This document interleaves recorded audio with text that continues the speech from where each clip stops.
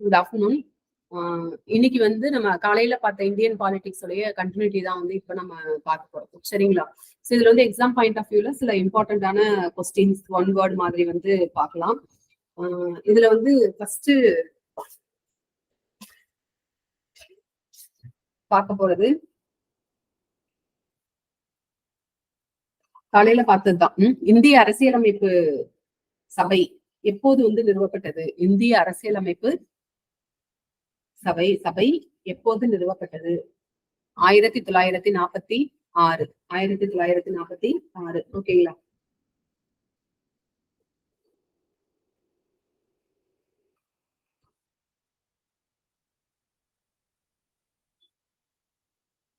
குடியரசுத் தலைவருடைய தேர்தல் சம்பந்தமாக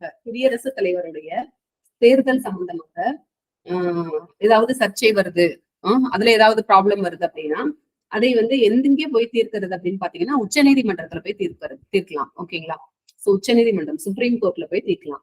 குடியரசுத் தலைவருடைய தேர்தல் தொடர்பான சர்ச்சைகளை தீர்ப்பது வந்து உச்ச நீதிமன்றம்.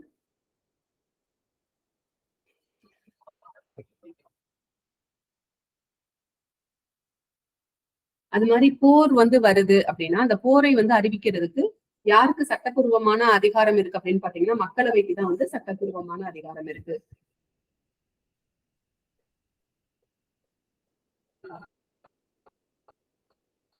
நம்ம காலையில பார்த்தோம் இல்லைங்களா, இந்த பிரின்சிபிள்ஸ்,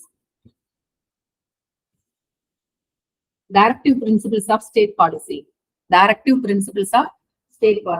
அதாவது மாநில கொள்கையின் வழிகாட்டுதல் கோட்பாடுகள். மாநில கொள்கையின் வழிகாட்டுதல் கோட்பாடுகள் வந்து எதன் அடிப்படையில் வந்து உருவாக்கப்பட்டது அப்படின்னு பாத்தீங்கன்னா காந்திய கொள்கைகளின் அடிப்படையில். ஓகேங்களா? பிரின்சிபிள்ஸ் ஆஃப் காந்தியன் தாட்ஸ்க்கு கீழே வந்துட்டு கொண்டு வந்திருக்காங்க. ஓகேங்களா? அந்த டிபிஎஸ்பி சொன்னோம் இல்லைங்களா, சொன்னோம். ஓகேங்களா? சோ அந்த டைரக்டிவ் பிரின்சிபிள்ஸ் ஆக்ட், அந்த டைரக்டிவ் பிரின்சிபிள்ஸ் ஆக்ட் வந்து மாநில கொள்கையின் வழிகாட்டுதல் கோட்பாடுகள் வந்து காந்திய கொள்கைகளின் கீழ் வந்து உருவாக்கப்பட்டது. இந்திய அரசியலமைப்பு சட்டத்துடைய முகப்புரை வந்து 42வது சட்ட திருத்தத்தின்படி வந்து திருத்தியிருக்காங்க.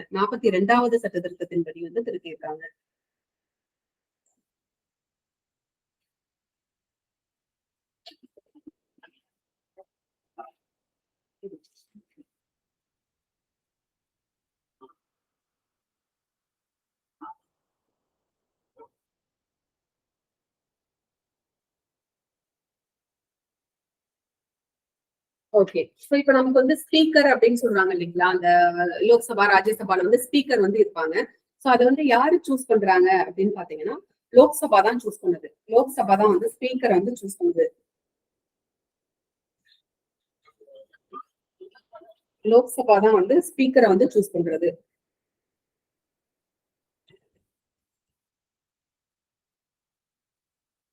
நம்ம Supreme Court of India is located at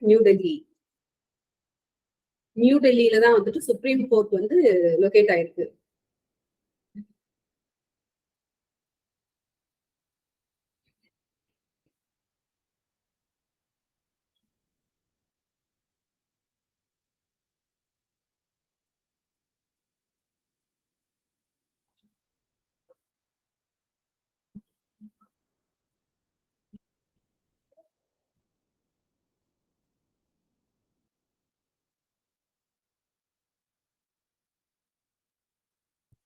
இந்த பிளானிங் கமிஷன் சொல்றோம் இல்லைங்களா, திட்டக்குழு, இந்திய திட்டக்குழு, பிளானிங் கமிஷன் ஆஃப் இந்தியாவுடைய சேர்மன் வந்து பிரைம் மினிஸ்டர். இந்திய திட்டக்குழுவின் சேர்மன் வந்து பிரைம் மினிஸ்டர். ஆனா இந்திய திட்டக்குழு அப்படிங்கிறது வந்து இப்ப நித்தி ஆயோக் அப்படின்னு வந்து மாறி இருக்கு. இந்திய திட்டக்குழுவானது தற்பொழுது நித்தி ஆயோக் என்று உருமாறியுள்ளது. ஆக்சுவலா உருமாறி இருக்கு. ஓகேங்களா? அதை வந்து நம்ம என்ன பண்ணலைன்னா பேர் மட்டும் மாற்றம் செய்யல. பிளானிங் கமிஷன் இருந்த வரைக்கும் வந்து பாத்தீங்கன்னா அந்த 5 இயர்ஸ் பிளான் எல்லாமே வந்து கொடுத்துட்டு இருந்தாங்க. ஓகேங்களா? சோ ஃபர்ஸ்ட் 5 இயர் பிளான் வந்து 1950 வந்து உருவாக்கப்பட்டதுதான் வந்து முதல் 5 ஆண்டு சட்டம். 5 ஆண்டு திட்டம். ஓகேங்களா. சோ முதல் 5 ஆண்டு திட்டம் வந்து பாத்தீங்கன்னா 1950 வந்து உருவாக்கப்பட்டது. அதுக்கப்புறமா தொடர்ந்து வந்து பாத்தீங்கன்னா 2012 12வது 5 ஆண்டு திட்டம் வந்து போட்டு 2017 வரைக்கும் வந்து இருந்துச்சு. 2017க்கு அப்புறமா வந்து பாத்தீங்கன்னா 5 ஆண்டு திட்டங்கள் வந்து இனிமே தேவையில்லை, இந்தியா வளர்ச்சி அடைந்து விட்டது அப்படிங்கிற காரணத்தை முன்னிட்டு பிளானிங் கமிஷன் ஆஃப் இந்தியாவை வந்து கலைச்சிட்டு அதுக்கு பதிலா நித்தி ஆயோக் அப்படிங்கிற இதை வந்து உருவாக்குனாங்க. ஓகேங்களா. நித்தி ஆயோக் அப்படின்னு வந்து உருவாக்குனாங்க. சோ இந்த நித்தி ஆயோக்குடைய சேர்மன் யாரு அப்படின்னு பாத்தீங்கன்னா நம்மளுடைய பிரைம் மினிஸ்டர் தான் வந்து நித்தி ஆயோக்குடைய சேர்மனா வந்து இருப்பாரு. சோ இந்த நித்தி ஆயோக் வந்து என்ன பண்ணுவாங்க அப்படின்னு பாத்தீங்கன்னா இவங்க எதுவும் 5 ஆண்டு திட்டங்கள் வந்து எதுவும் பண்றது கிடையாது. அது மாதிரி வந்து எந்த ஒரு ஃபண்டும் வந்து இவங்க கிட்ட இருந்து வந்து கொடுக்க மாட்டாங்க. சரிங்களா. சோ இவங்க என்ன பண்றாங்கன்னா நித்தி ஆயோக் மற்ற துறைகள் இருக்கு இல்லைங்களா, அரசு துறைகள் இருக்கும். அந்த அரசு துறைகளை இப்ப வந்து விவசாயத்துறை, வணிகத்துறை, கல்வித்துறை, மருத்துவத்துறை, இந்த மாதிரி வேற வேற துறைகள் இருக்கு. அந்த துறைகளில் இருக்கும் ஃபண்ட் இருக்கும் இல்லைங்களா, அந்த பணத்தை வந்து எவ்வாறு திறம்பட நிர்வகிப்பது அப்படிங்கறத பத்தி வந்து சொல்றது. அதுதான் அவங்களுடைய இதுவா இருக்கு. ஓகேங்களா. அதுதான் அந்த பிளானிங் பண்றதுதான் வந்து இவங்களுடைய நித்தி ஆயோக்குடைய ஒர்க்கா வந்து இருக்கு. ஓகேவா. சோ நித்தி ஆயோக் அப்படின்னா வந்து என்ன சொல்றாங்கன்னா national institution for transforming India. National institution for transforming India, அதுதான் நித்தி ஆயோக்குடைய ஃபுல் ஃபார்ம்.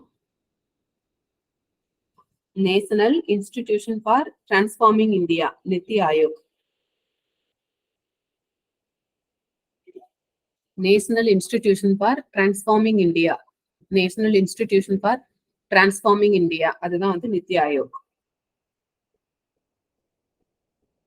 இப்ப பிளானிங் கமிஷன் ஆஃப் இந்தியா வந்து கிடையாது, பட் ஸ்டேட் பிளானிங் கமிஷன் எல்லாமே இருக்கு. ஓகேங்களா. மாநில அளவில் திட்ட கமிஷன், திட்ட குழுக்கள் வந்துட்டு அது இன்னும் இயங்கிட்டு தான் இருக்கு.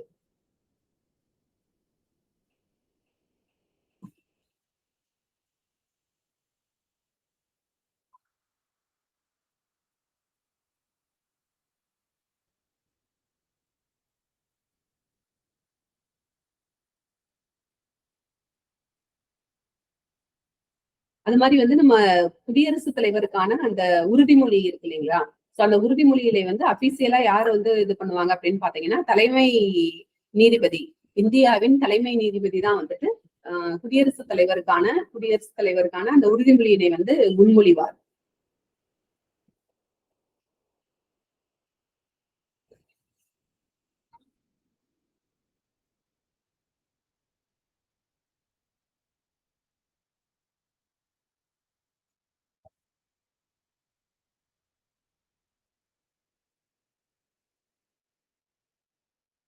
மாநில அளவுல வந்து பாத்தீங்கன்னா அதிக அதிக பவருடைய கோர்ட் நீதிமன்றம் எது அப்படின்னு பாத்தீங்கன்னா ஹை கோர்ட் தான் வந்து அதிக பவருடைய நீதிமன்றம். அந்தமான் நிக்கோபார் வந்து எந்த நீதிமன்றத்துக்கு கீழே வராங்க அப்படின்னு பாத்தீங்கன்னா மெட்ராஸ் ஹைகோர்ட்டுக்கு கீழே வந்து வராங்க அந்தமான் நிக்கோபார்.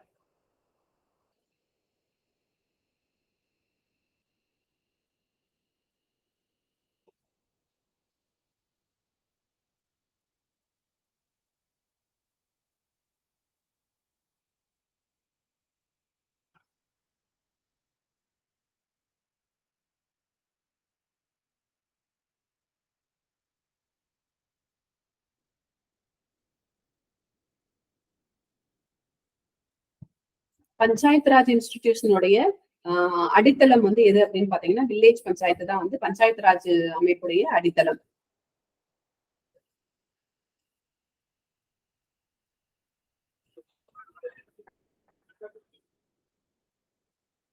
ஓகே.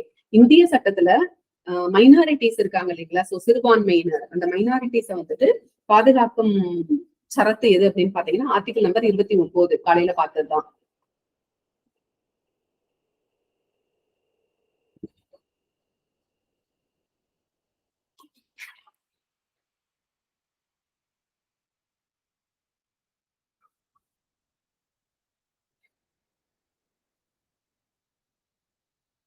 ஓகே. தமிழ்நாட்டுடைய லோக்சபா சீட் வந்து 39. தமிழ்நாடு மாநிலத்தின் லோக்சபா சீட் வந்து 39. தமிழ்நாடுடைய லோக்சபா சீட் வந்து 39.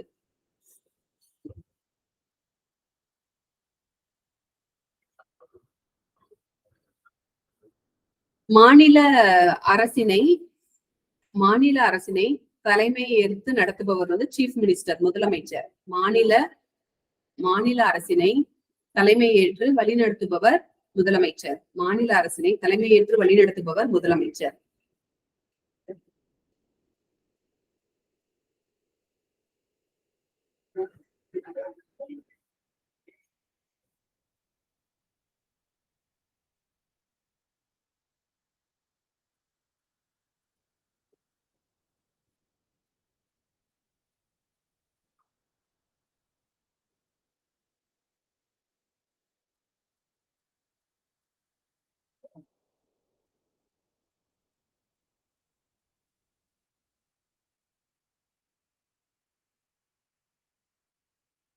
இந்தியாவை பொறுத்த வரைக்கும் வந்து democratic and republic form of government வந்து நடக்குது. Democratic and republic form of government.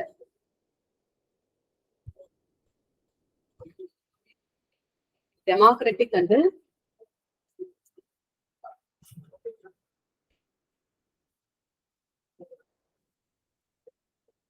Republic form of government.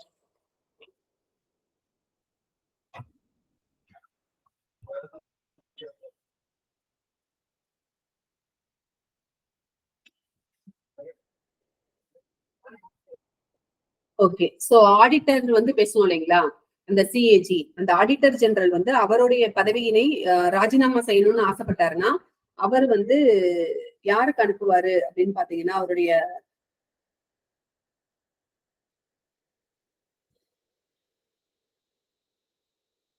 ராஜினாமா கடிதத்தை வந்து லோக்சபா சபாநாயகருக்கு வந்து அனுப்புவாரு. லோக்சபா சபாநாயகருக்கு வந்து அனுப்புவாரு.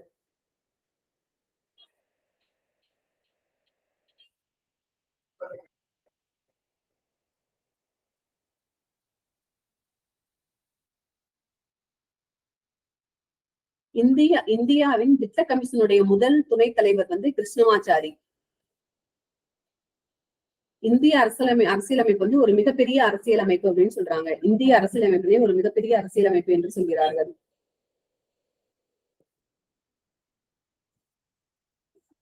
சோ அது மாதிரி வந்து நம்மளுடைய முன்னுரை இருக்கு இல்லைங்களா, முகவுரையில சோசியலிஸ்ட் அது மாதிரி வந்துட்டு மதசார்பற்ற அப்படிங்கிற வார்த்தைகளை வந்து முன்னுரையில சேர்த்தது வந்து 42வது சட்ட திருத்தத்தின்படி வந்து சேர்த்திருக்காங்க. சோசியலிஸ்ட், அடுத்து வந்துட்டு அடுத்து மதசார்பற்ற அப்படிங்கிற வார்த்தைகளை வந்து 42வது சட்ட திருத்தத்தின்படி வந்து சேர்த்திருக்காங்க.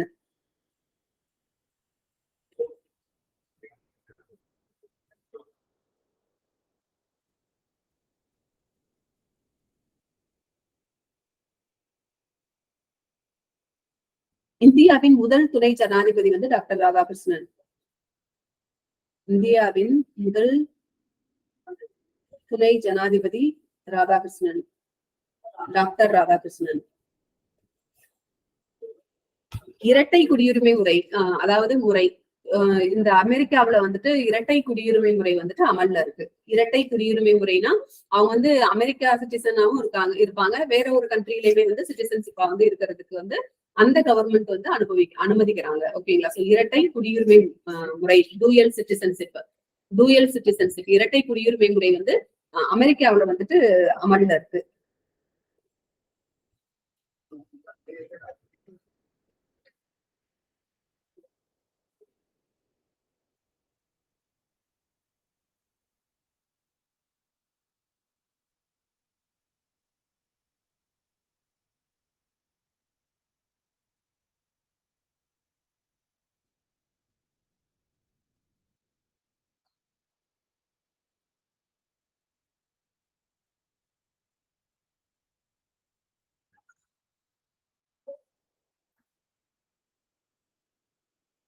அரசியலமைப்பு பேரவையுடைய நிரந்தர தலைவர், பர்மனன்ட் மெம்பர் வந்து ராஜேந்திர பிரசாத்.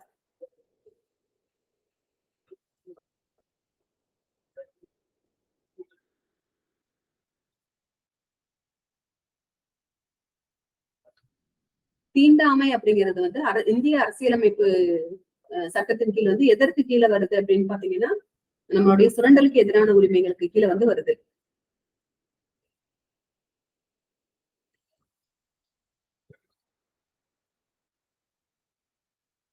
ஜம்மு அண்ட் காஷ்மீருக்கு சிறப்பு அந்தஸ்து வழங்கும் பிரிவு வந்து 370. ஆர்டிகிள் நம்பர் சரத்து எண் 370.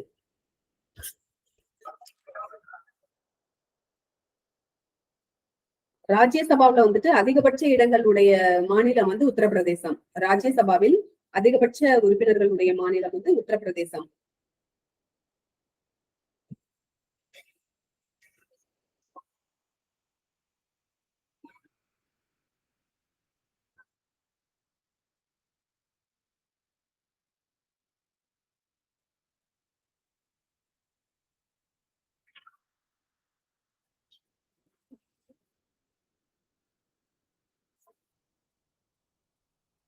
நம்ம இந்திய நாடாளுமன்றம் அப்படிங்கிறது வந்து லோக்சபா, ராஜ்யசபா, அமைச்சர்கள் குழு மற்றும் ஜனாதிபதி இவங்களை எல்லாத்தையுமே உள்ளடக்கியதுதான் வந்து நம்மளுடைய இந்திய நாடாளுமன்றம். இந்திய நாடாளுமன்றம் என்பது லோக்சபா, ராஜ்யசபா, அமைச்சரவை குழு மற்றும் ஜனாதிபதி போன்றவர்களை உள்ளடக்கியதுதான் வந்துட்டு நம்மளுடைய இந்திய நாடாளுமன்றம்.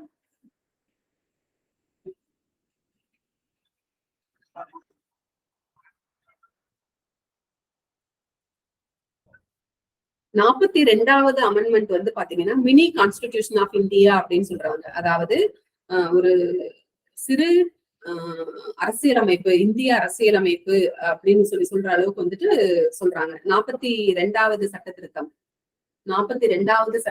42nd amendment act of India. அது வந்து 1976 வந்து கொண்டு வந்தாங்க. சோ இந்த 1976 கொண்டு வந்த 42வது சட்ட திருத்தமானது மினி கான்ஸ்டிடியூஷன் ஆஃப் இந்தியா அப்படின்னு சொல்றாங்க. மினி கான்ஸ்டிடியூஷன் ஆஃப் இந்தியா அப்படின்னு என்ன அர்த்தம்னா நம்மளுடைய அரசியலமைப்பு இருக்கு இல்லைங்களா, அதோடைய ஒரு குறுகிய ஒரு பாகம் அப்படின்னு சொல்றாங்க. அதோடைய அந்த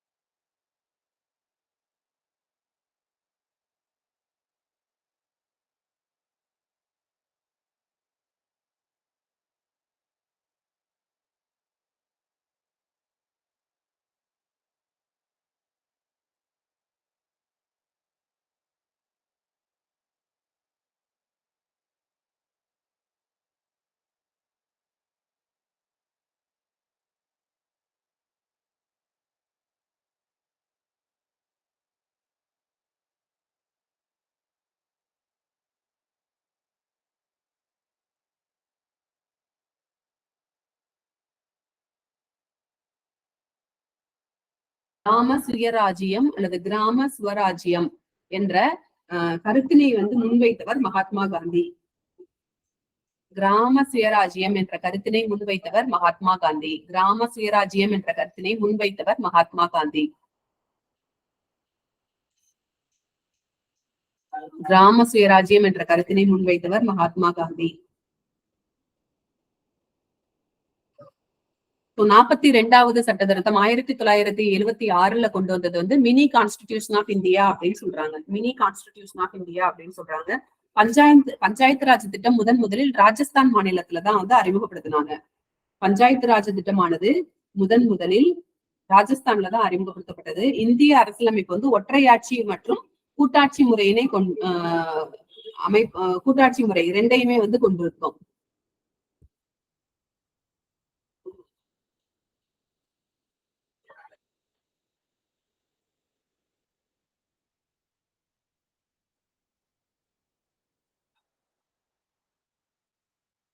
நாடாளுமன்றத்தோட 2 அவைகளையுமே வந்து கூட்டி அதுல வந்து தீர்மானம் இயற்றுவதன் மூலம் நம்ம ஜனாதிபதியினை வந்து பதவியிலிருந்து நீக்க முடியும். சோ அதுக்கான அதிகாரம் வந்து நாடாளுமன்றத்துடைய 2 அவைகள் இருக்கு இல்லைங்களா? சோ மக்களவை, மாநிலங்களவை அல்லது லோக்சபா, ராஜ்யசபா இந்த 2 அவைகளும் சேர்ந்து தீர்மானம் இயற்றுவதன் மூலம் நம்மளுடைய ஜனாதிபதியை வந்து பதவியிலிருந்து நீக்க முடியும்.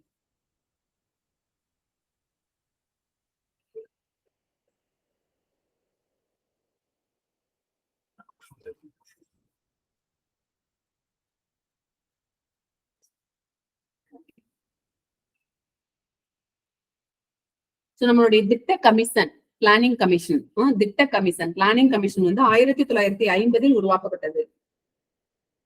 முதல் பொது தேர்தல் வந்து 1952 வந்து நடந்திருக்கு. முதல் பொது தேர்தல் 1952 நடந்திருக்கு. 1950 வந்து திட்ட commission, planning commission of India வந்து உருவாக்கி இருக்காங்க.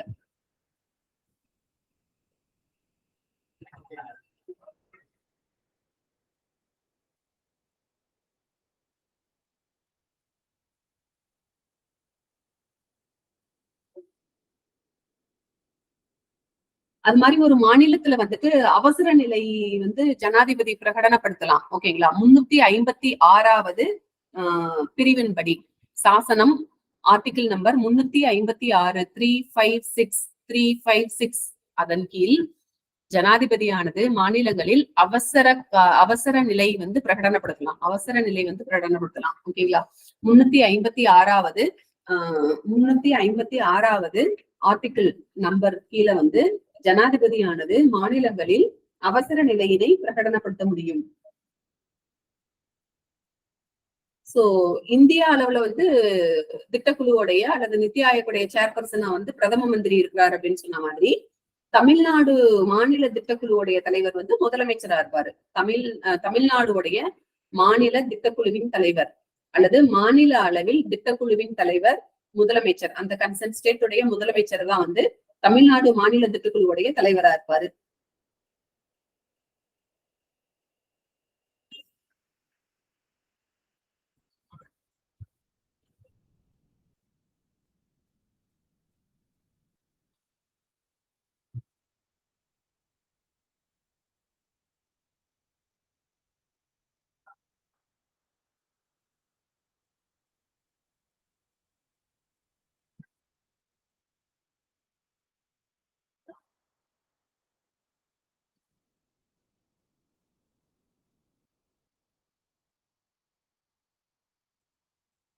உச்ச நீதிமன்றத்தோட நீதிபதிகள் ஓய்வு பெறும் வயது 65 ஆண்டுகள். 65 ஆண்டுகள்.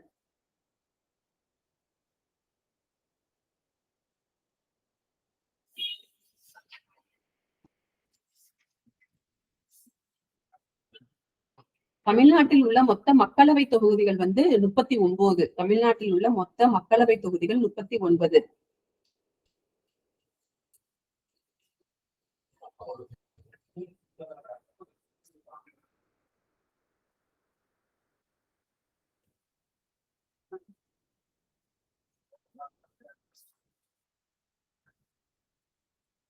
இந்தியாவுல வந்து சட்டத்தோடைய ஆட்சி அப்படிங்கிறது வந்து என்ன அர்த்தம் அப்படின்னு பாத்தீங்கன்னா, சட்டத்தின் முன் அனைவரும் சமம். சட்டத்தின் முன் அனைவரும் சமம் அப்படிங்கிறது தான் வந்து இந்தியாவுடைய சட்டத்தின் ஆட்சி அப்படின்னு சொல்றாங்க. இந்தியாவில் உள்ள அட்டவணைகள் டேபிள் வந்து 12 மொத்தம் இருக்கு. காலையில பார்த்ததுதான் நம்ம.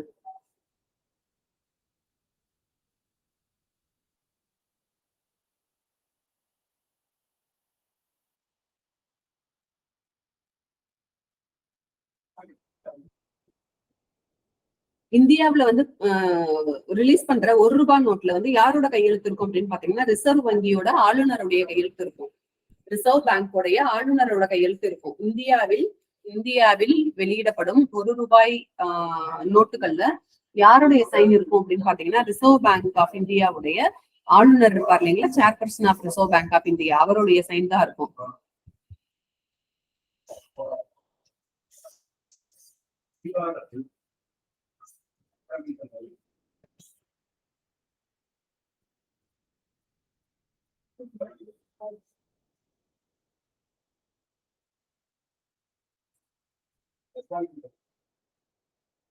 ஓகே, சோ இப்ப இருக்கிற கரண்ட் ரிசர்வ் பேங்க் ஆஃப் இந்தியாவுடைய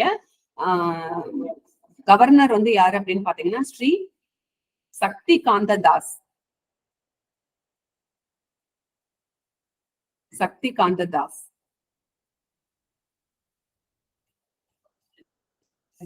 ஸ்ரீ சக்தி காந்த தாஸ். ஸ்ரீ சக்தி காந்த தாஸ் அவர்தான் வந்து தற்போதைய ரிசர்வ் வங்கியின் கவர்னர். ஸ்ரீ சக்தி காந்த தாஸ்.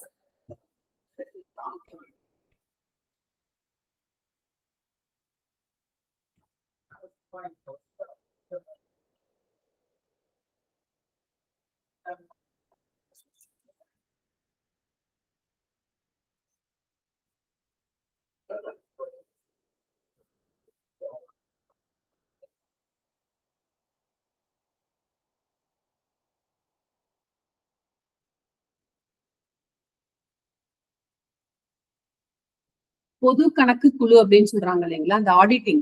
சோ அந்த பொது கணக்கு குழுவுடைய தலைவர் வந்து ஸ்பீக்கர் தான், அந்த சபாநாயகர் தான் வந்துட்டு பொது கணக்கு குழுவுடைய தலைவர்.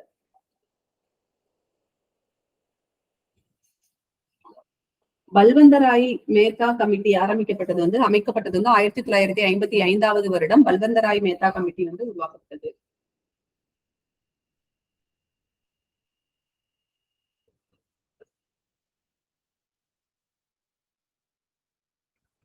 இந்திய அரசியலமைப்பை பொறுத்த வரைக்கும் ஒரு மிக நீண்ட எழுதப்பட்ட அரசியலமைப்பு அப்படின்னு சொல்றாங்க. மிக நீண்ட எழுதப்பட்ட அரசியலமைப்பு அப்படின்னு சொல்றாங்க.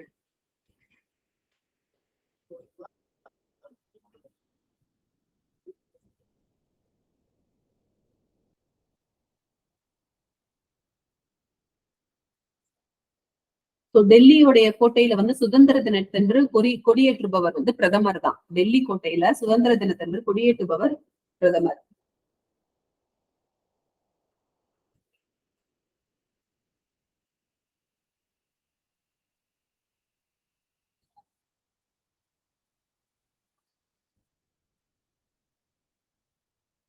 இந்திய அரசியலமைப்பின் தலைவர் யார் அப்படின்னு கேட்டீங்கன்னா ஜனாதிபதி. இந்திய அரசியலமைப்பின் தலைவர் வந்து ஜனாதிபதி. சோ எந்த ஒரு உரிமை வந்து அடிப்படை உரிமைகளுக்கு கீழே இப்போதைக்கு இல்ல அப்படின்னு பாத்தீங்கன்னா சொத்துரிமை. சோ சொத்துரிமை வந்து சிவில்ஸ்க்கு கீழே கொண்டு போயிட்டாங்க. இப்போதைக்கு அடிப்படை உரிமைகளுக்கு கீழ் இல்லை.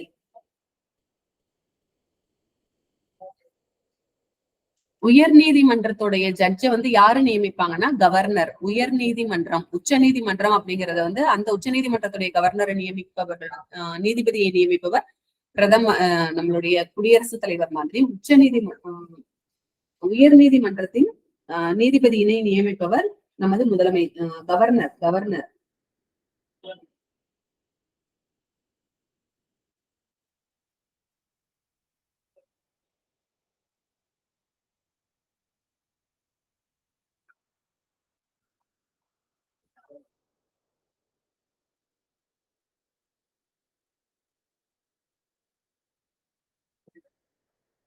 இந்திய அரசுடைய முதல் சட்ட அதிகாரியாக அட்டர்னி ஜெனரல், இந்தியாவின் அட்டர்னி ஜெனரல் வந்து பதவியேற்றாரு.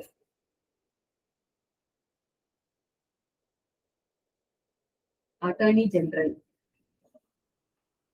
இந்திய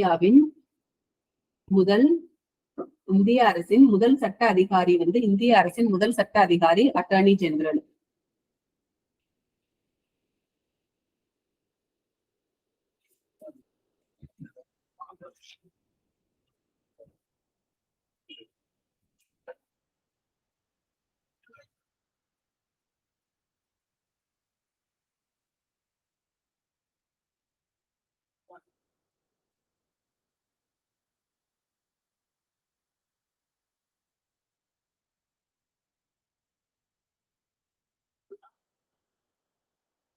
மரண தண்டனையை வந்து யாரு மன்னிக்க முடியும் அப்படின்னு கேட்டீங்கன்னா ஜனாதிபதியால் மன்னிக்க முடியும் மரண தண்டனையினை.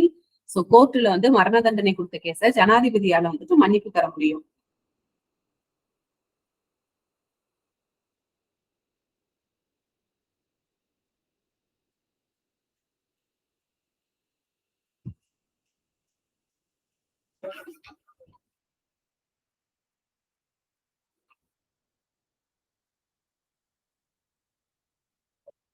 இந்திய நாடாளுமன்றத்தை பொறுத்த வரைக்கும் மேலவையை விட கீழவைக்கு வந்து அதோடைய அதிகாரம் வந்து அதிகம். மேலவையை விட கீழவைக்கு அதிகாரம் அதிகம்.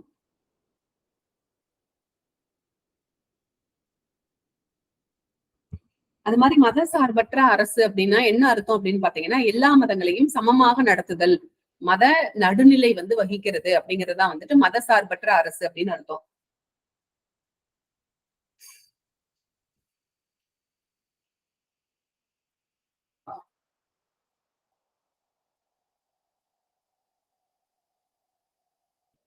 ஒரு மாநிலத்துல வந்துட்டு குடியரசுத் தலைவர் ஆட்சி அப்படின்னு சொல்றாங்க இல்லைங்களா? சோ அந்த குடியரசுத் தலைவர் ஆட்சி வந்துட்டு இப்ப அவசர கால நிலை அப்படின்னு மாநிலத்துல அனௌன்ஸ் பண்ணிட்டு அவசர கால நிலையில வந்துட்டு 356வது சட்டத்தின்படி வந்துட்டு அந்த ஆர்டிகிள்க்கு கீழே வந்து குடியரசுத் தலைவர் ஆட்சியை வந்து கொண்டு வர முடியும்.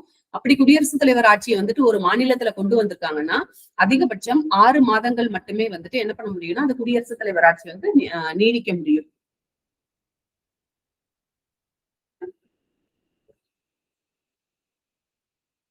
நம்மளுடைய எலெக்ஷன் கமிஷன் வந்து புதுடில்லி தான் வந்து ஹெட் குவார்டர்ஸ். எலெக்ஷன் கமிஷனுடைய ஹெட் குவார்டர் வந்து புதுடில்லி. ஆர்பிஐ நம்ம reserve bank of India, next வந்துட்டு நபார்டு இவங்களுடைய ஹெட் குவார்டர் வந்து மும்பை. ஓகேங்களா? பங்குச்சந்தை எல்லாமே மும்பைல தான் இருக்கு இல்லையா? அது மாதிரி ஆர்பிஐ, நபார்டு இவங்க எல்லாமே ஹெட் குவார்டர் வந்து மும்பைல இருக்கு. எலெக்ஷன் கமிஷன் வந்து டெல்லியில இருக்கு.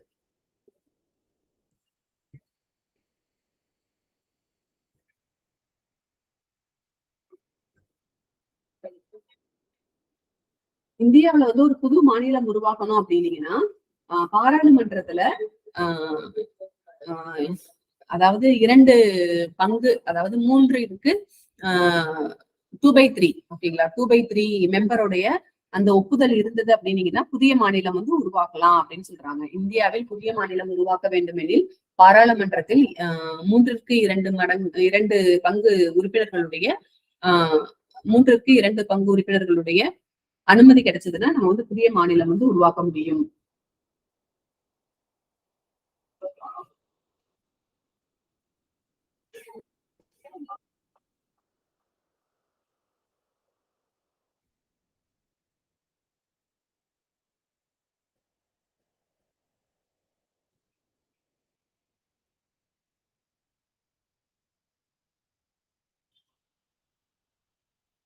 தமிழ்நாட்டுல அதிக பெண் வாக்காளர்களை கொண்ட மக்களவை தொகுதி வந்து சிவகங்கை.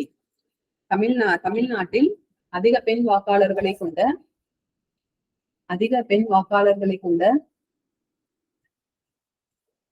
மக்களவை தொகுதி வந்து சிவகங்கை. அது மாதிரி தமிழ்நாட்டுல வந்துட்டு பிராந்திய கட்சிகள் அப்படின்னு சொல்லுவாங்க இல்லைங்களா? பிராந்திய கட்சிகள்னா நாடு முழுவதும் வந்துட்டு நிக்க முடியும். அந்த மாதிரியான பிராந்திய கட்சிகள் அப்படின்னு சொல்லி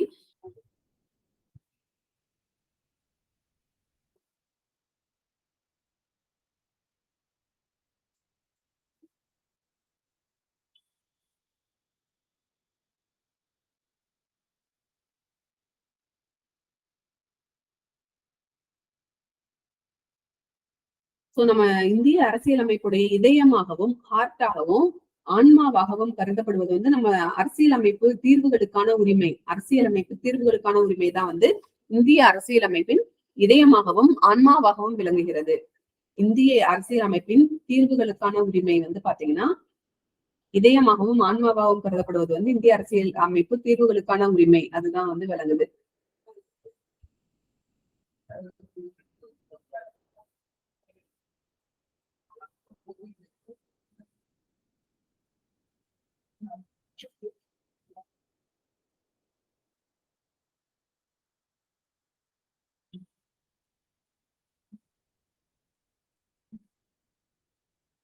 ஓகே, இந்தியாவின் அடிப்படை உரிமைகளின் தந்தை இந்தியாவின் அடிப்படை உரிமைகளின் தந்தை, இந்தியாவின் அடிப்படை உரிமைகளின் தந்தை என்று வழங்கப்படுபவர் அம்பேத்கர், டாக்டர் அம்பேத்கர்.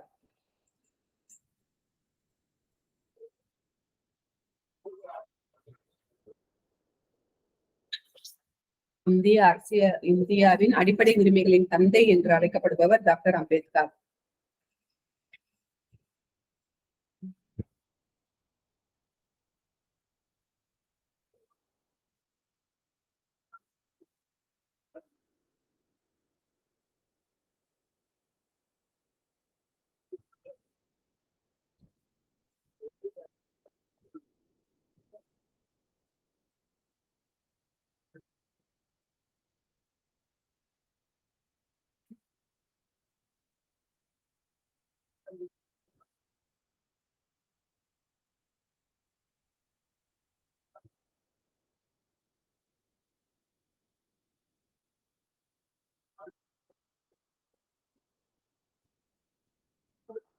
சர்க்காரியா கமிஷன் வந்து எதனுடன் தொடர்புடையது அப்படின்னீங்கன்னா, மத்திய மாநில அரசுகளின் உறவு பற்றி வந்து குறிப்பிடுவதுதான் வந்து சர்க்காரியா கமிஷன்.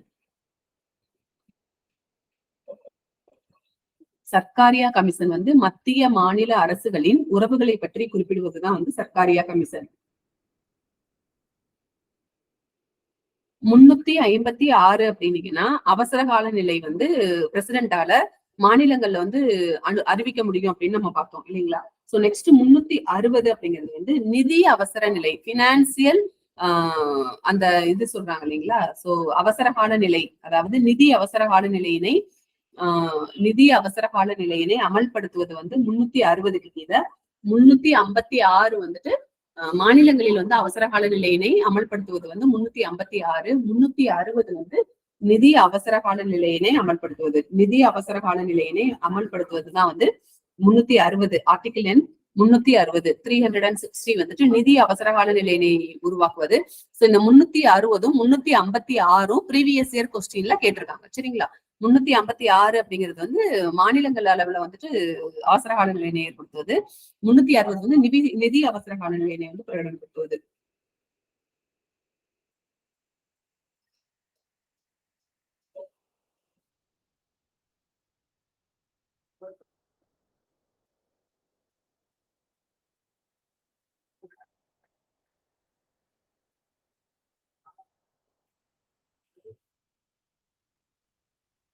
வரைவு குழு தலைவர் வந்து அம்பேத்கர் தான் இல்லையா? வரைவு குழு தலைவர் வந்து அம்பேத்கர்.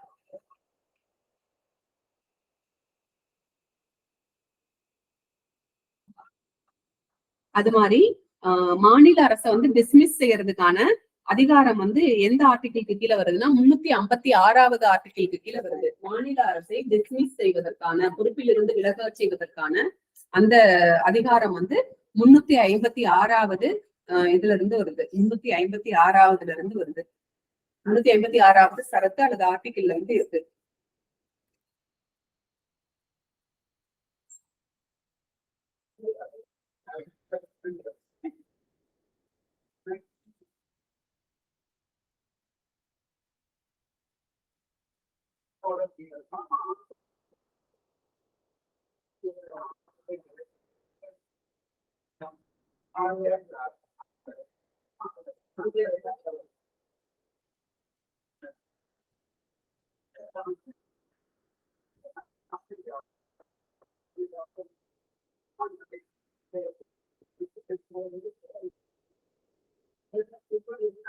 இந்திய அரசியலமைப்பு வந்து உருவாகுறதுக்கான அடிப்படை மூலாதாரம், இந்திய அரசியலமைப்பு உருவாவதற்கான அடிப்படை மூலாதாரம் வந்து எது அப்படின்னு பாத்தீங்கன்னா, இந்திய அரசியலமைப்பு சட்டம் 1935. இந்திய அரசு சட்டம் 1935 தான் வந்து மூலாதாரம், பேஸ். எதுக்கான பேஸ்னா, நம்மளுடைய இந்திய அரசியலமைப்பு உருவாவதற்கான பேஸ் வந்து எது அப்படின்னு பாத்தீங்கன்னா, இந்திய அரசு சட்டம் 1935. இந்திய அரசு சட்டம் 1935 தான் வந்துட்டு பேஸ். அடிப்படை உரிமைகள் வந்து எந்த பகுதி பார்ட்டுக்கு கீழே வருதுன்னா, பார்ட் 3க்கு கீழே வருது இல்லைங்களா? திட்ட கமிஷனுடைய முதல் தலைவர் யாரு? இந்திய திட்ட கமிஷனுடைய முதல் தலைவர் யாரு அப்படின்னு பாத்தீங்கன்னா, ஜவஹர்லால் நேரு.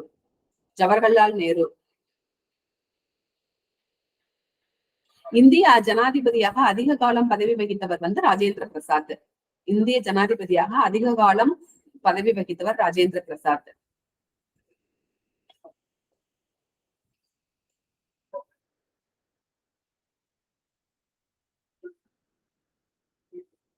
இந்திய அரசாங்கத்துடைய பெயரளவு தலைவர் வந்து ஜனாதிபதி.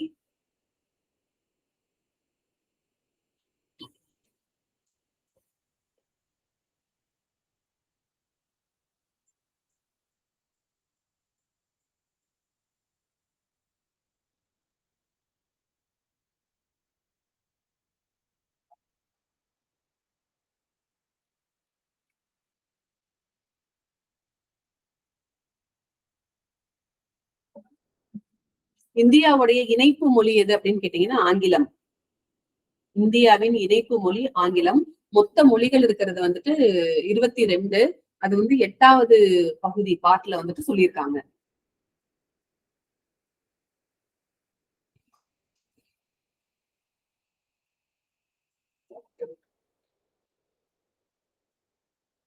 இணைப்பு மொழி ஆங்கிலம்.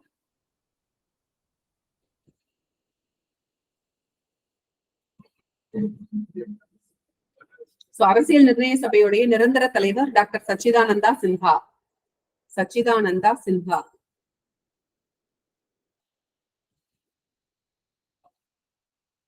இந்திய அரசியலமைப்பு சட்டத்துல வந்து கடமைகளை வந்து இணைக்கப்பட்டது வந்து 1976 தான் வந்து இணைச்சிருக்காங்க. 42வது அமெண்ட்மெண்ட் படி.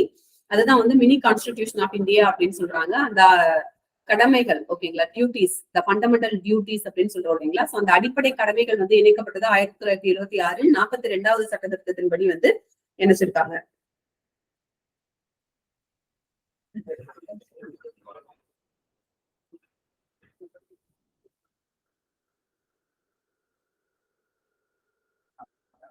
ஜனாதிபதியுடைய பதவி பிரமாணம் வந்து இந்திய தலைமை நீதிபதி வந்து செஞ்சு வைப்பாரு.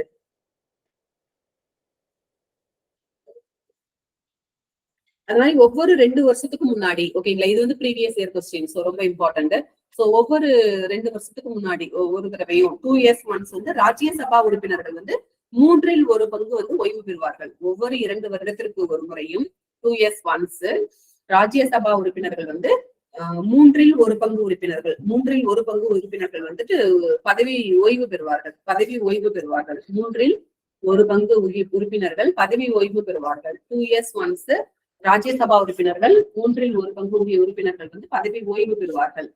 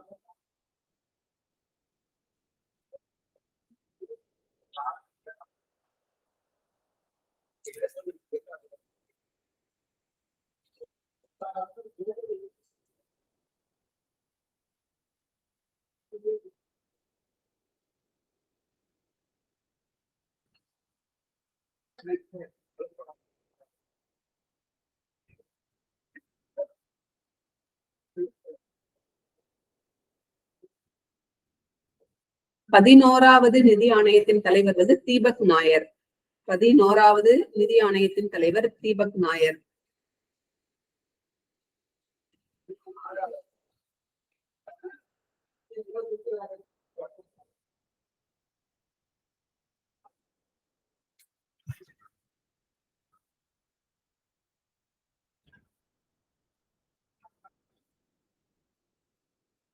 சமஸ்தானங்கள் முன்னாள் ஆட்சியாளர்களின் பட்டங்கள் மற்றும் சிறப்பு சலுகைகளை நீக்கிய திருத்தம் வந்து 42வது திருத்தம் வந்து சமஸ்தானங்கள் முன்னாள் ஆட்சியாளர்களின் பட்டங்கள் மற்றும் சிறப்பு சலுகைகளை நீக்கிய திருத்தம் வந்து 42வது திருத்தம்.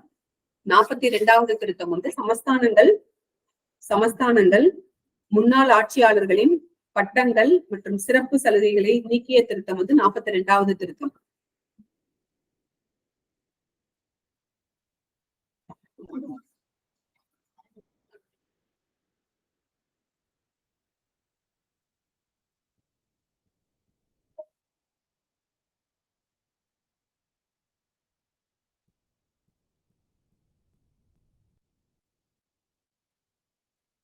சோ குடியரசுத் தலைவருடைய அந்த உத்தரவு இருக்கு இல்லைங்களா, ஒரு மாநிலங்களுடைய இதுல வந்து நம்ம அவசர கால நிலை பிரகடனப்படுத்தினாங்கன்னா எவ்வளவு காலம் இருக்கும் அப்படின்னு பார்த்தோம். 6 மாதங்கள் அப்படின்னு பார்த்தோம். 6 மாதங்கள் மற்றும் 6 வாரங்கள் வந்து இருக்குமாமா. 6 மாதங்கள் மற்றும் 6 வாரங்கள் வந்து இருக்கும்.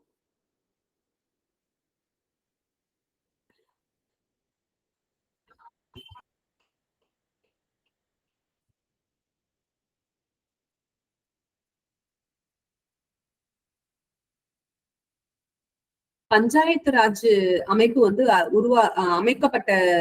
அமைக்கப்படுவதற்கு பரிந்துரைத்த குழு வந்து பல்வந்த்ராய் மேத்தா குழு. பல்வந்த்ராய் மேத்தா குழு வந்துட்டு பஞ்சாயத்து ராஜ் அமைப்பினை உருவாக்குவதற்கு பரிந்துரை செய்த குழு வந்து பல்வந்த்ராய் மேத்தா குழு. பல்வந்த்ராய் மேத்தா குழு வந்துட்டு பஞ்சாயத்து ராஜ் திட்டத்தினை உருவாக்குவதற்கு பஞ்சாயத்து ராஜ் திட்டத்தினை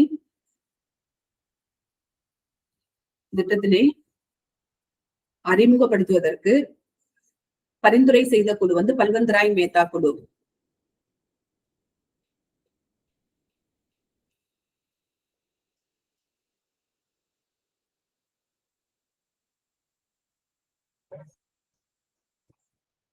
சோ ராஜ்யசபா வந்து எப்பயுமே கலைக்க மாட்டாங்க. அது வந்து நிரந்தரமான ஒரு அமைப்பு.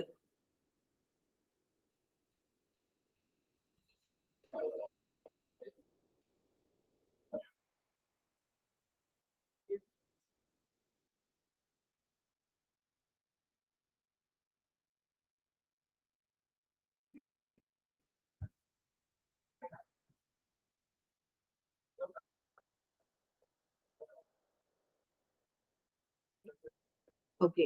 சோ நம்ம அரசு கொள்கைகள் இருக்கு இல்லைங்களா, கொள்கைகள் மற்றும் வழிகாட்டுதல்கள். அரசு கொள்கைகள் மற்றும் வழிகாட்டுதல்கள் வந்து ஐரிஸ் ஐரிஸ் குடியரசுடைய அவங்களுடைய அரசியலமைப்பு சட்டத்துல இருந்து நம்ம வந்து எடுத்திருக்கோம். ஐரிஸ் குடியரசு அமைப்பின் அமைப்புல இருந்து வந்து பாத்தீங்கன்னா அரசு கொள்கைகள் மற்றும் வழிகாட்டுதல் கொள்கைகள் வந்து அங்கிருந்து எடுத்திருக்கோம்.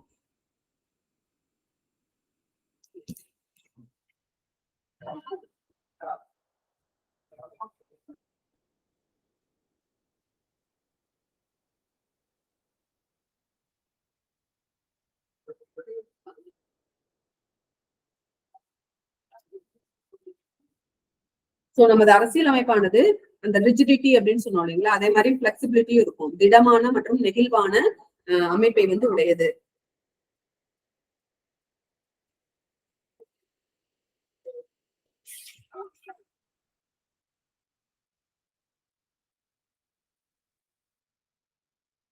இந்தியாவுடைய உண்மையான நிர்வாக தலைவர் வந்து பிரதமர். உண்மையான நிர்வாக தலைவர் வந்து பிரதமர். இந்தியாவின் உண்மையான நிர்வாக தலைவர் பிரதமர்.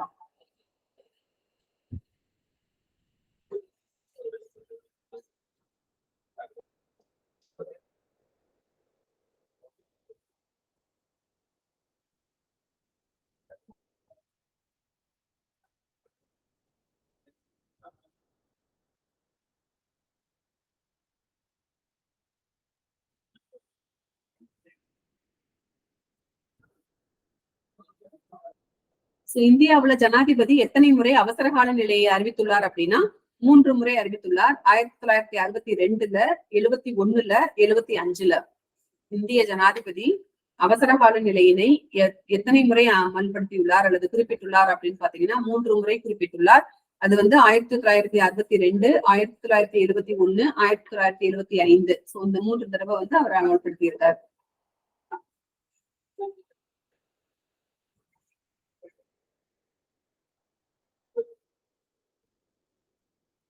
இந்திய தேசிய மொழிகள் அப்படின்னு பாத்தீங்கன்னா 22ன்னு சொன்னோம். ஃபர்ஸ்ட் நம்மளுடைய கான்ஸ்டிடியூஷன் வந்து பண்றப்போ அப்ப 16 மொழிகள் இருந்தது. இப்பதான் வந்து 22 மொழிகளாக மாறி இருக்கு.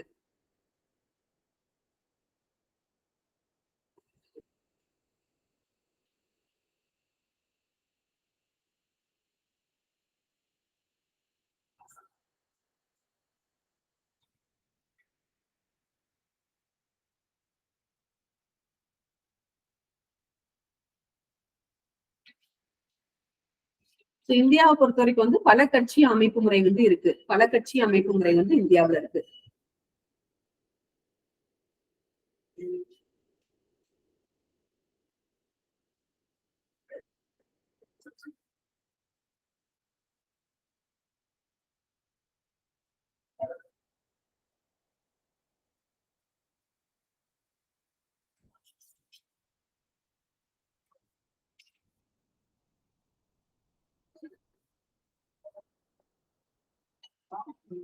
இந்தியாவுல வந்து முதல் பொது தேர்தல் வந்து 1952 பண்ணாங்கன்னு சொன்னாங்க. அது மாதிரி இரண்டாவது பொது தேர்தல் வந்து 1957 வந்து கொடுத்திருக்காங்க. நம்மளுடைய தேசிய நாட்காட்டி அல்லது தமிழகத்தின் நாட்காட்டி வந்து சாகா அப்படிங்கிற நாட்காட்டி. ஓகேங்களா? So the calendar of India. இந்தியாவுடைய கேலண்டர் வந்து சாகா. சோ இது வந்து ப்ரீவியஸ் இயர் கொஸ்டின்ல வந்திருக்கு. சாகா அப்படிங்கிறது வந்து நம்மளுடைய தேசிய நாள்காட்டி. அந்த தேசிய நாள்காட்டியினை வந்து எப்ப எடுத்துக்கிட்டாங்க அப்படின்னு பாத்தீங்கன்னா மார்ச் 22, 1957 வந்து சாகா நாட்காட்டியானது அரசினால் அனுமதிக்கப்பட்டது.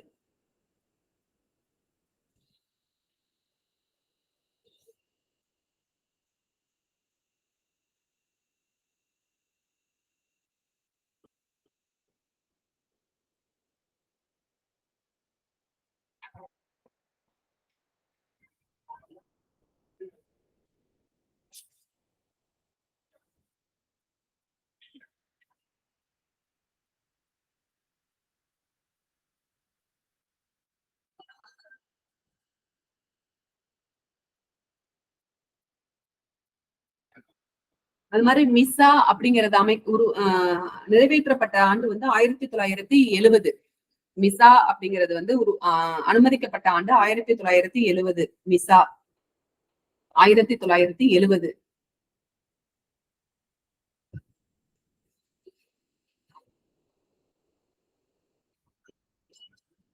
மிஸ்ரா ஆக்ட் அந்த சட்டம் வந்து உருவாக்கப்பட்டது வந்து 1970.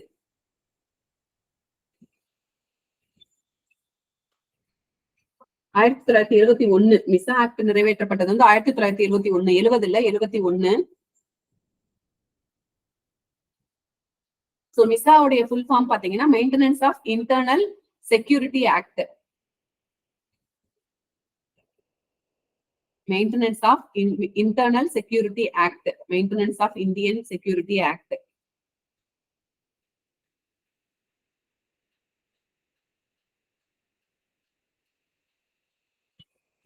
இது வந்து மிசா ஆக்ட் வந்து எப்ப கொண்டு வந்தாங்கன்னா இந்திரா காந்தி வந்து அவங்க பதவியில இருக்கப்ப கொண்டு வந்தது. மிசா ஆக்ட் வந்து இந்திரா காந்தி பதவியில இருக்கப்ப கொண்டு வந்தது 1971 வந்து கொண்டு வந்திருக்காங்க அந்த மிசா ஆக்ட்.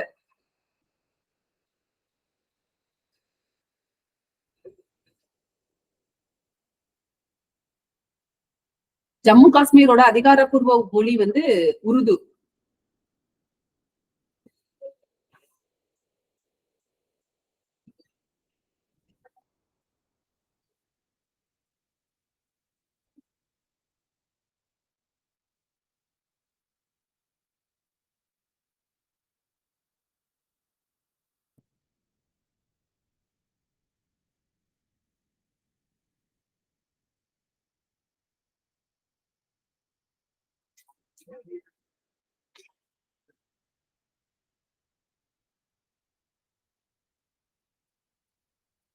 ஒரு ஒரு மாவட்டத்தின் ஜட்ஜ் சாரி கலெக்டர் இருக்காரு இல்லைங்களா, டிஸ்ட்ரிக்ட் கலெக்டர்.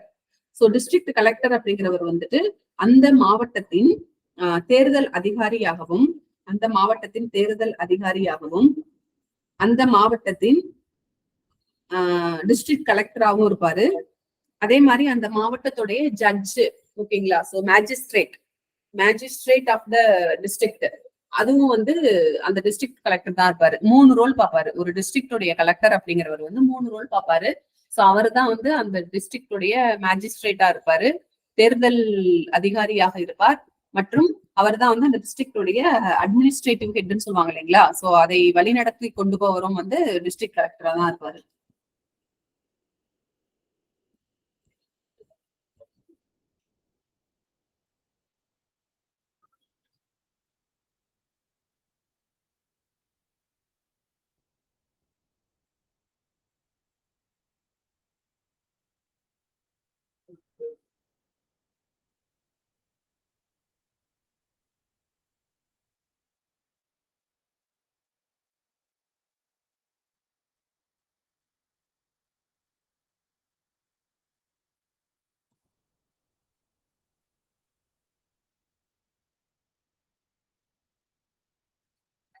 வெவ்வேறு மதங்களை சார்ந்த ஆணும் பெண்ணும் சட்டப்பூர்வமாக திருமணம் செய்து கொள்ளலாம் அப்படிங்கிற அந்த சட்டம் வந்து சிறப்பு திருமண சட்டத்தின் மூலம் வந்து இயற்றப்பட்டது. சிறப்பு திருமண சட்டத்தின் மூலம் இயற்றப்பட்டது.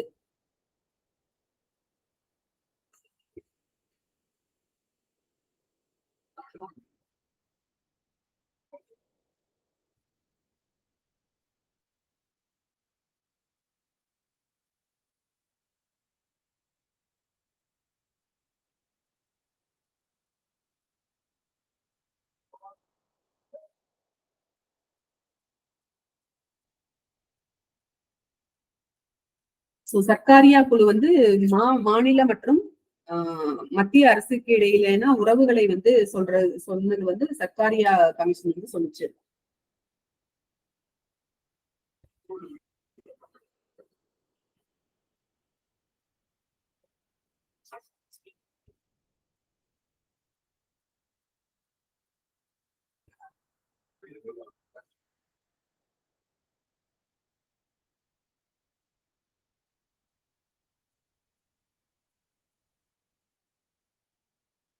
பஞ்சாயத்து ராஜ் நிறுவனத்தின் மிக குறைந்த அமைப்பு, மிக குறைந்த அழகு வந்து யாரு அப்படின்னு பாத்தீங்கன்னா நம்மளுடைய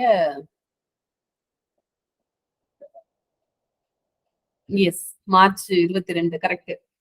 நம்ம பஞ்சாயத்து ராஜ் திட்டத்துடைய மிக குறைந்த அளவு வந்துட்டு வில்லேஜ் பஞ்சாயத்து அப்படின்னு சொல்லுவோம் இல்லைங்களா? சோ வில்லேஜ் பஞ்சாயத்து தான் வந்து மிக குறைந்த அளவு. சோ சர்க்காரியா கமிஷன் வந்துட்டு மத்திய மாநில உறவுகளை வந்து சொல்றது அப்படிங்கிறது ப்ரீவியஸ் இயர் கொஸ்டின். சோ ஞாபகம் வச்சுக்கணும். சட்டம் இல்லாமல் சுதந்திரம் இல்லை அப்படின்னு சொன்னவர் வந்து லஸ்கி. சட்டம் இல்லாமல் சுதந்திரம் இல்லை என்று சொன்னவர் வந்து லஸ்கி.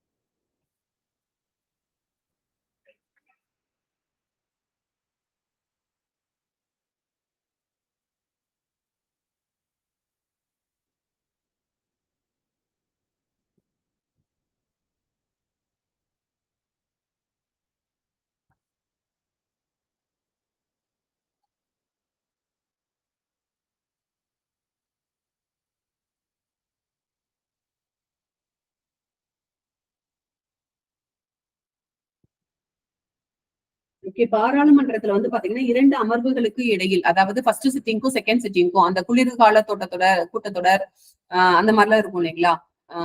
சோ இந்த மாதிரியான 2 அமர்வுகளுக்கு இடையில வந்து எவ்வளவு கேப் இருக்கலாம், அதிகபட்ச கேப் இருக்கலாம் அப்படின்னு பாத்தீங்கன்னா 6 மாதங்கள் வந்து இருக்கலாம். ஓகேங்களா? சோ முதல் சிட்டிங்க்கும் செகண்ட் சிட்டிங்க்கும் நடுவுல வந்து 6 months கேப் வந்து இருக்கலாம். அதுக்கு மேல வந்து போறதுக்கான இது கிடையாது, அதிகாரம் வந்து கிடையாது.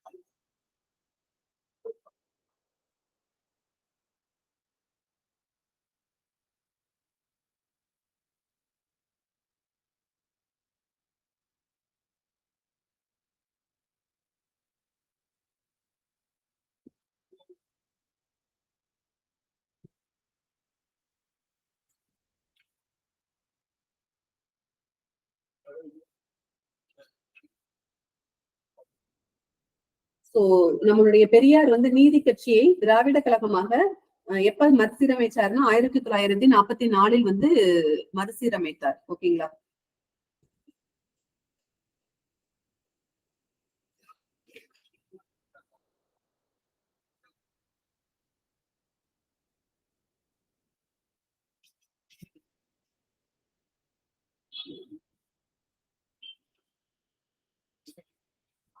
தமிழ்நாட்டுல 2010 சட்டமன்ற தேர்தல் நடந்தப்போ அதிகமான வாக்குப்பதிவு பதிவானது வந்து திருமங்கலம் தொகுதியில தான்.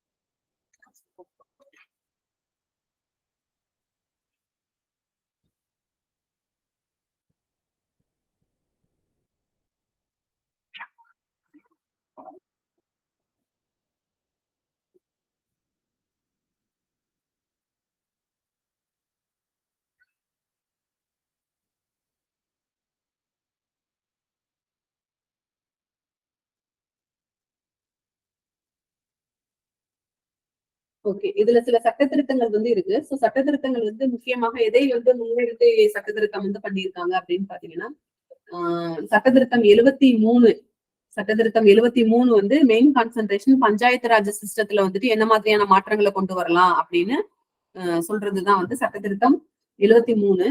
சட்ட திருத்தம் 74 பொறுத்த வரைக்கும் வந்து நாகர்பாலிகா சட்ட திருத்தம் 73 வந்து எதை அடிப்படையாக கொண்டதுன்னா நாகர்பாலிகாவை அடிப்படையாக கொண்டது.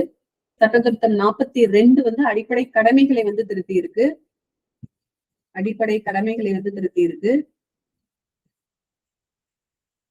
சட்டத்திருத்தம் 52 வந்து பாத்தீங்கன்னா எதிர்ப்பு விலகல் சட்டம் அதை குறித்தது.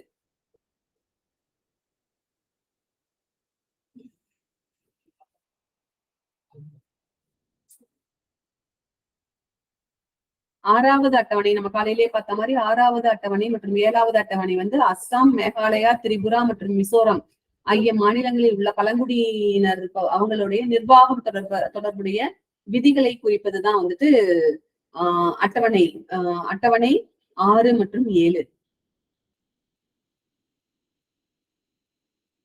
நம்ம தேசிய அளவுல இடைக்கால அரசு எப்போது உருவாக்கப்பட்டது அப்படின்னு கேட்டீங்கன்னா 1946 வந்து இடைக்கால அரசு உருவாக்கப்பட்டது.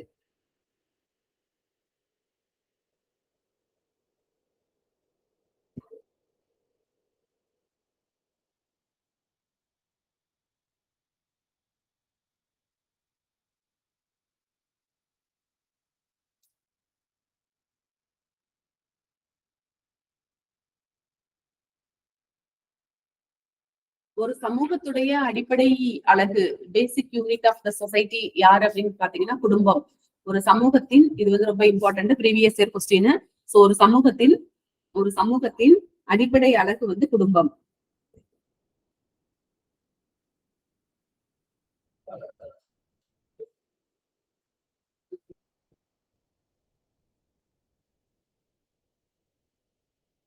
கே திட்டம் வந்து யாரால் கொண்டு வரப்பட்டது அப்படின்னு பாத்தீங்கன்னா K plan of India. K திட்டம் யாரால் கொண்டு வரப்பட்டது அப்படின்னு பாத்தீங்கன்னா காமராஜ். கே திட்டம் யாரால் அமல்படுத்தப்பட்டது, அது கொண்டு வரப்பட்டது அப்படின்னு பாத்தீங்கன்னா காமராஜ் தான் வந்து கே திட்டத்தை கொண்டு வந்தவர்.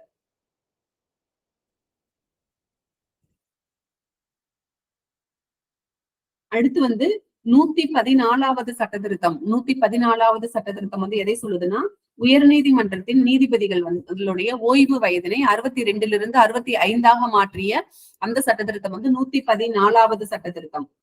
114வது சட்ட திருத்தம் உயர் நீதிமன்றத்தின் நீதிபதிகளின் ஓய்வு வயதினை 62 65 உயர்த்திய சட்ட திருத்தம் வந்து எது அப்படின்னு பாத்தீங்கன்னா 114வது சட்ட திருத்தம்.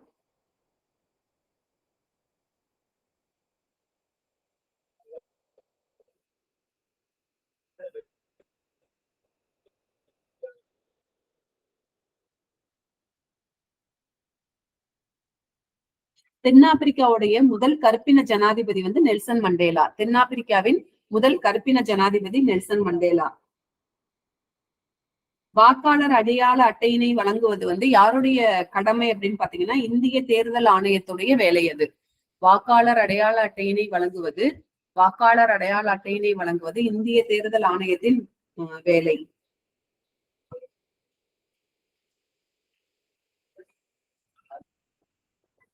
தமிழ்நாடுடைய மனித உரிமைகள் ஆணையம், human rights corporation of Tamil Nadu, மனித உரிமைகள் ஆணையம், தமிழ்நாடுடைய மனித உரிமைகள் ஆணையம்,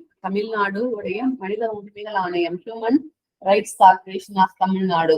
அது எங்க இருக்கு, சிச்சுவேட் ஆயிருக்கு அப்படின்னு பாத்தீங்கன்னா சென்னை தான் வந்து அதோட ஹெட் குவார்டர்ஸ்.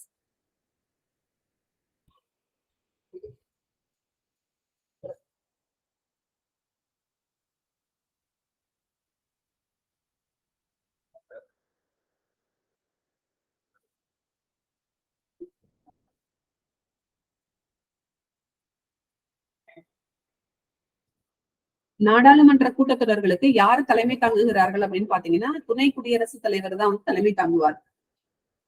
அது மாதிரி உச்ச நீதிமன்றத்துடைய முதல் பெண் நீதிபதி வந்து ஃபாத்திமா பீவி. உச்சநீதிமன்றத்தின்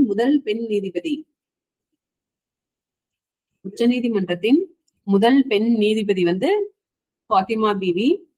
நாடாளுமன்ற கூட்டத்தொடருக்கு யார் தலைமை தாங்குகிறார்கள் அப்படின்னு பாத்தீங்கன்னா துணை குடியரசுத் தலைவர் தான் தலைமை தாங்குவார்.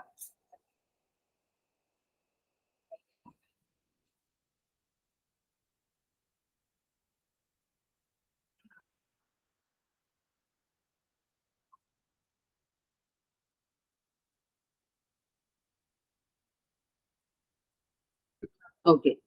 சோ இந்தியாவுடைய சுப்ரீம் கோர்ட் இருக்கு இல்லைங்களா, உச்ச நீதிமன்றம். சோ இந்தியாவின் உச்ச நீதிமன்றம் அமெரிக்காவில் இருக்க உச்ச நீதிமன்றத்தை விட வந்து மிக அதிகாரம் படைத்தது.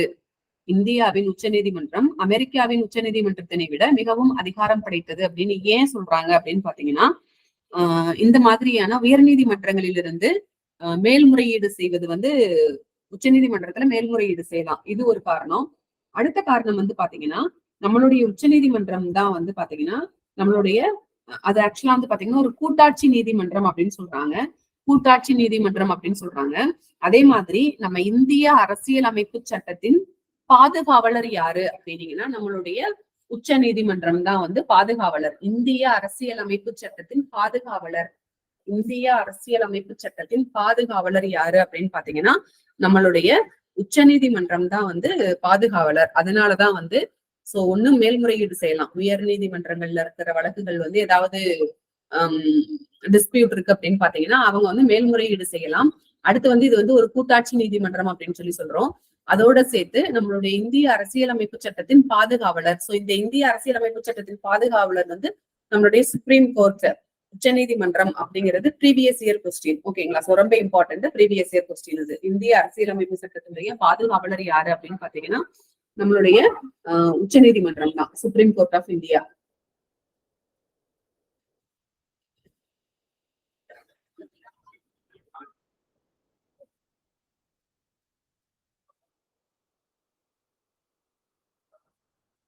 இப்ப வாக்களிக்கிற முறையில வந்து நோட்டா அப்படிங்கிற அந்த ஒரு இது வந்து கொண்டு வந்திருக்காங்க. ஓகேங்களா? சோ நோட்டா அப்படின்னா யாருக்கும் வாக்களிப்பதற்கு என்னல்ல விருப்பம் இல்லை, யாருக்கும் வாக்களிப்பதற்கு விருப்பம் இல்லை அப்படிங்கிறதுதான் வந்து அர்த்தம்.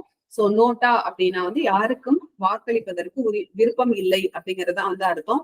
சோ இது வந்து இப்ப புதிதாக தேர்தல் கமிஷனால் கொண்டு வரப்பட்டுள்ள ஒரு முறை.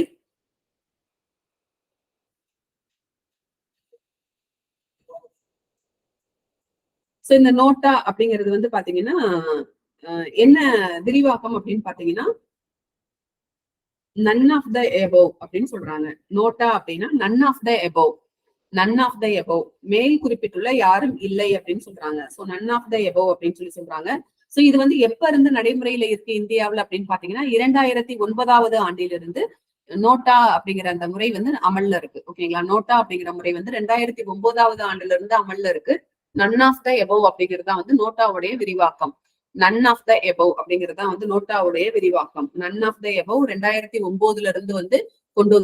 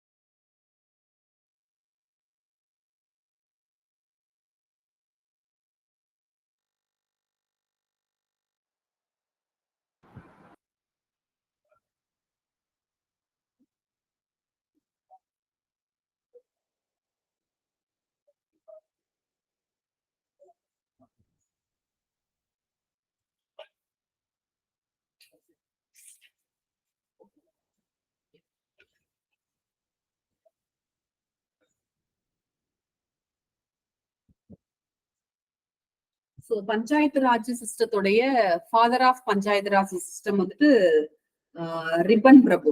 ரிப்பன் பிரபு ரிட்டன் ரிப்பன் பிரபு உள்ளூர் சுயராஜ்யத்துடைய தந்தை, அதாவது father of panchayat raj. Father of panchayat raj. Father of panchayat raj, உள்ளூர் சுயராஜ்யத்தின் தந்தை அப்படின்னு அழைக்கப்படுபவர் வந்து ரிப்பன் பிரபு. இது ரொம்ப இம்பார்ட்டன்ட். சோ இது வந்து ப்ரீவியஸ் இயர் கொஸ்டின் கூட. ரிப்பன் பிரபு வந்து previous year question. Father of panchayat raj வந்து ரிப்பன் பிரபு.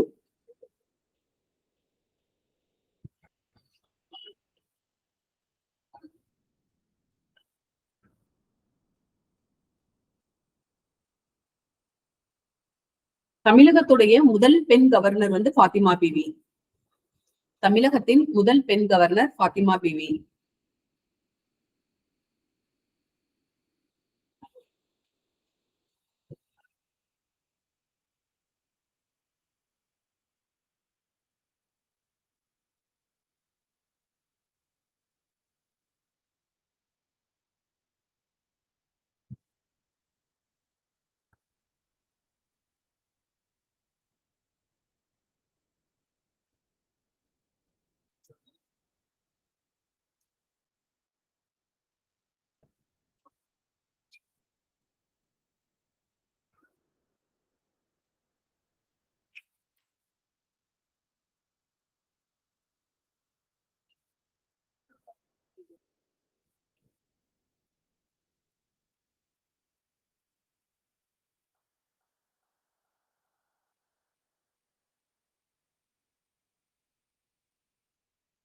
மாநிலங்கள் வந்து உருவாக்கப்பட்டது. மாநிலங்கள் உருவாக்கப்பட்டதுல வந்து பாத்தீங்கன்னா கேரளா வந்து ஏற்கனவே நம்ம பார்த்ததுதான் காலையில ஓகேங்களா. சோ கேரளா வந்து 1956 வந்து உருவாக்கப்பட்டுள்ளது. சிக்கிம் வந்து பாத்தீங்கன்னா 1975 உருவாக்கப்பட்டிருக்கு. ஹரியானா 1966 உருவாக்கப்பட்டுள்ளது. மிசோரம் வந்து 1986 வந்து உருவாக்கப்பட்டுள்ளது. அடுத்து வந்து இந்த லோக் ஆயுக்தா மசோதா எல்லாமே வந்து பாத்தீங்கன்னா 1968 வந்துட்டு அமல்படுத்தியிருக்காங்க. லோக் ஆயுக்தா அந்த அந்த எல்லாமே வந்து பாத்தீங்கன்னா 1968 வந்து அமல்படுத்தியிருக்காங்க.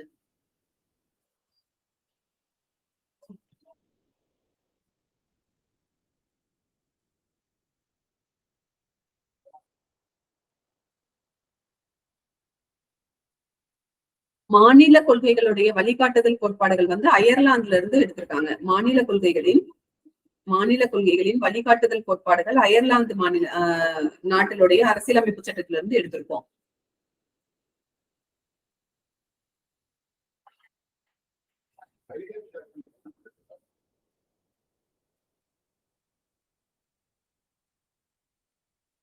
சோ நம்மளுடைய முன்னுரை வந்து அரசியலமைப்பின் திறவுகோல் அப்படின்னு சொல்லி சொன்னவர் வந்து எர்னஸ்ட் பார்க்கர். Ernest Parker.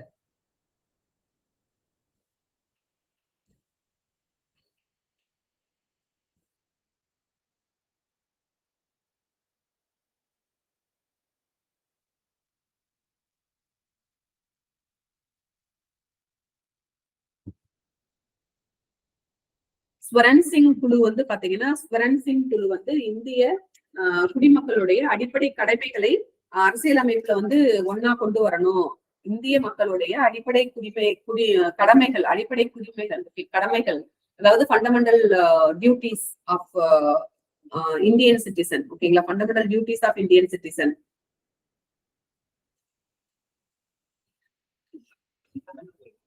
அதை வந்து நம்மளுடைய அரசியல் அமைப்பில் வந்து கொண்டு வரணும் அப்படின்னு சொல்லி சொன்ன குழு வந்து ஸ்வரன் சிங் குழு.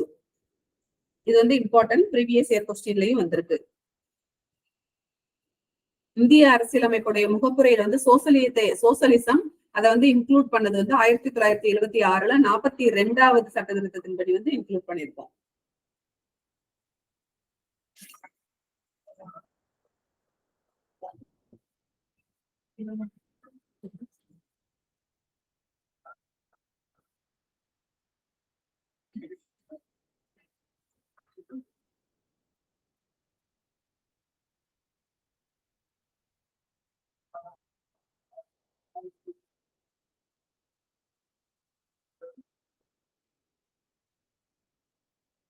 சோ எந்த வழக்குக்கு கீழே வந்து இந்திய உச்ச நீதிமன்றம் நம்மளுடைய முன்னுரை இருக்கு இல்லைங்களா, முகவுரை அப்படின்னு சொல்றோம். அந்த முன்னுரை வந்து அரசியலமைப்புடைய ஒரு பகுதி, ஒரு பார்ட் தான். அந்த முன்னுரை அப்படிங்கிறது வந்து தனி கிடையாது, அது ஒரு பார்ட் தான் அப்படின்னு சொன்னது வந்து கேசவானந்த பாரதி வழக்குல வந்து அதை வந்து அனௌன்ஸ் பண்ணாங்க உச்ச நீதிமன்றம். ஓகேங்களா, கேசவானந்த பாரதி வழக்குல கேசவானந்த பாரதி வழக்குல உச்ச நீதிமன்றம் வந்து என்ன தீர்ப்பு கொடுத்துச்சுன்னா, நம்மளுடைய முகப்புரை அல்லது முன்னுரையை வந்துட்டு அதுவும் one of the part of the Indian constitution தான், அது வந்து முகவுரை கிடையாது அப்படின்னு சொல்லி சொல்றாங்க. இப்போ ஒரு புக்கே எழுதுறாங்க அப்படின்னா புக்ல வந்து அந்த ஃபார்வர்டு மெசேஜ் இருக்கும், அந்த மாதிரியான மெசேஜ் எல்லாம் இருக்கு இல்லைங்களா, சோ அது வந்து புக்கோட ஒரு பார்ட் கிடையாது, அது தனி அப்படின்னு தான் இருக்கும். ஆனா நம்மளுடைய இந்தியன் கான்ஸ்டிடியூஷனை பொறுத்த வரைக்கும் அந்த முகப்புரை அல்லது முன்னுரை அப்படிங்கிறது ஒன் ஆஃப் த பார்ட் தான், நம்மளுடைய கான்ஸ்டிடியூஷனோட ஒரு பார்ட் தான் அப்படின்னு சொல்லி சொல்றது வந்து கேசவானந்த பாரதியுடைய அந்த வழக்குல தான் வந்து தீர்ப்பானது உச்ச நீதிமன்றத்துல இருந்து.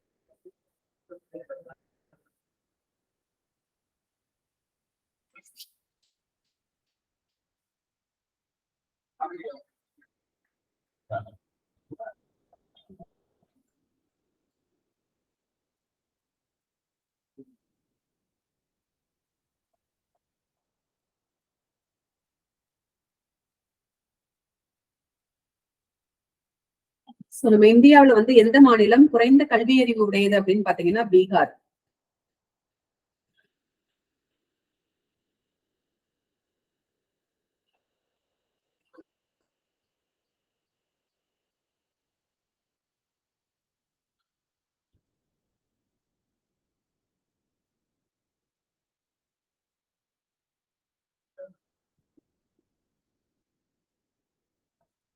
So Kothari committee, DS Kothari committee வந்து எதை சொல்லுது அப்படின்னு பாத்தீங்கன்னா, ஆரம்ப கல்வியை மேம்படுத்துவதற்கு வந்து அவங்களுடைய கமிட்டி வந்து முக்கியத்துவம் வந்து கொடுக்குது. ஆரம்ப கால கல்வி அறிவினை மேம்படுத்துவது, ஆரம்ப கால அதாவது பிரைமரி எஜுகேஷன் இருக்கு இல்லைங்களா, அந்த பிரைமரி எஜுகேஷனை வந்து இம்ப்ரூவ் பண்ணணும் அப்படிங்கிறதுக்கு வேண்டி வந்து கோத்தாரி கமிட்டி வந்து நியமிக்கப்பட்டது. பிரைமரி எஜுகேஷனோட இம்ப்ரூவ்மெண்ட்டை கொண்டு வரணுங்கிறதுக்கு வேண்டி வந்து உருவாக்கப்பட்டதா வந்து கோத்தாரி கமிட்டி.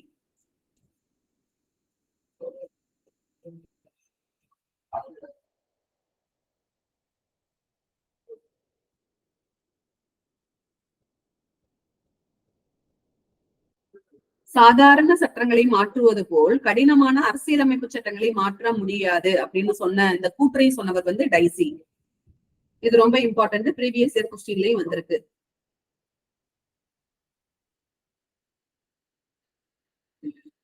சாதாரண சட்டங்களை மாற்றுவது போல் கடினமான அரசியலமைப்பு சட்டங்களை மாற்றுவது இயலாது அப்படின்னு சொன்னது வந்து டைசி.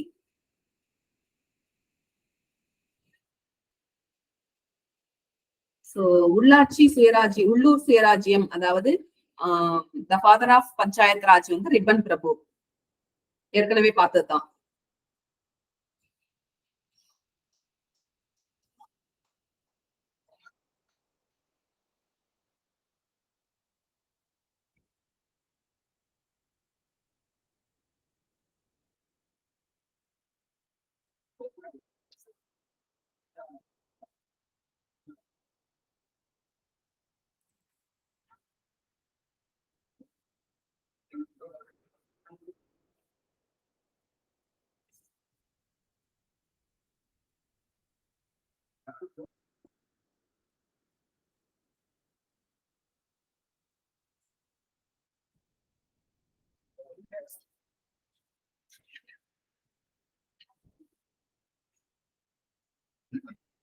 சோ நம்ம இந்தியன் பாலிடிக்ஸை பொறுத்த வரைக்கும் நெக்ஸ்ட் நம்ம இன்னும் பார்க்க வேண்டியது வந்து இந்திய அரசியல் கட்சிகள் பத்தி வந்து நம்ம பார்க்க வேண்டியது. ஓகேங்களா, சோ இந்திய அரசியல் கட்சிகள் வந்து என்னென்ன இருக்கு, அவங்களுடைய ரோல் என்ன அப்படிங்கிறது எல்லாமே வந்து நம்ம நெக்ஸ்ட் கிளாஸ்ல வந்து பார்ப்போம். ஜஸ்ட் அது ஒரு 1/2 hour ஆகும். ஸோ 1/2 hourல வந்து அதை பாத்துக்கலாம் நம்ம. அது மாதிரி இந்தியாவுல வந்து தகவல் அறியும் உரிமை சட்டம் அப்படிங்கிறது வந்து 2005 ஆண்டு அமலுக்கு வந்தது. 2005 ஆண்டு அமலுக்கு வந்தது. தகவல் அறியும் உரிமை சட்டம் 2005 ஆண்டு அமலுக்கு வந்தது.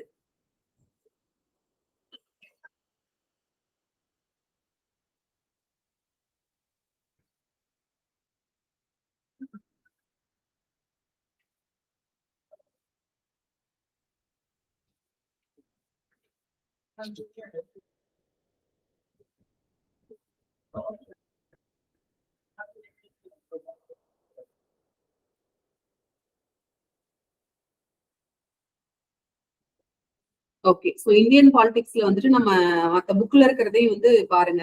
சோ அதையும் வந்து ஃபுல்லா ஒரு தடவை படிச்சுடுங்க. படிச்சுட்டு இந்த ஒன் வேர்டும் வந்து நம்ம அனுப்புறோம்.